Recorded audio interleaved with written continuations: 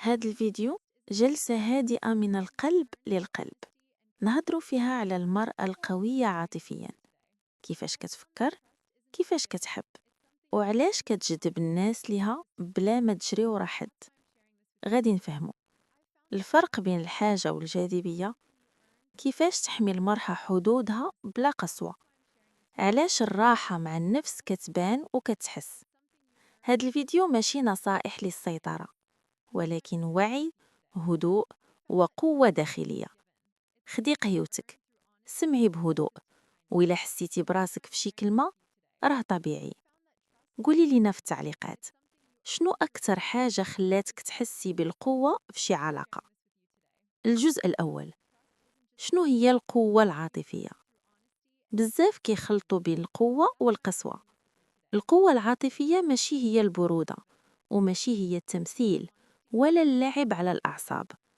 القوة العاطفية هي أنك تكوني في سلام مع راسك، عارفة شنو بغيتي وشنو ما بغيتيش، وما كتربطيش قيمتك بتصرف شي واحد. المرأة القوية عاطفيا كتغضب، كتبكي طبعا، ولكن ما كتضيعش راسها. الجزء الثاني، علاش الراجل كينجذب لهذا النوع؟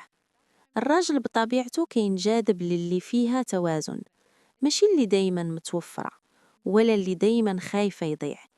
منين كتشوف المرأة عندها حياتها، ضحكتها، صديقاتها، شغلها، وما كتدورش حياتها عليه، كيحس بواحد الحاجة، الراحة.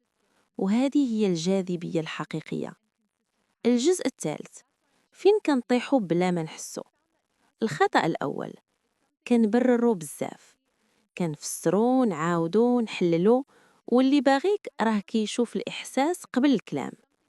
الخطأ الثاني، كنخافو نفقدو، كنقولوا نعم وحنا باغيين نقولوا لا، وهنا كتبدا النفس كتضعف. الخطأ الثالث، كنساو راسنا، كنوليو نراقبوا الرسائل، النبرة، السكوت، وننساو شكون حنا.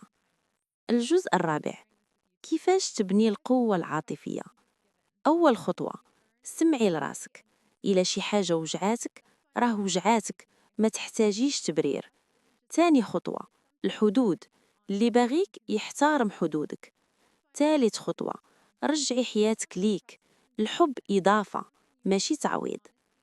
إلا سمعتي هاد الهدرة وحسيتي براسك راه انتي واعية، وهاد الوعي هو البداية. قولي لي في التعليقات شنو أكتر حاجة حسيتيها كتضعفك في العلاقات، يمكن كلامك يكون سبب في شفاء مرأة أخرى.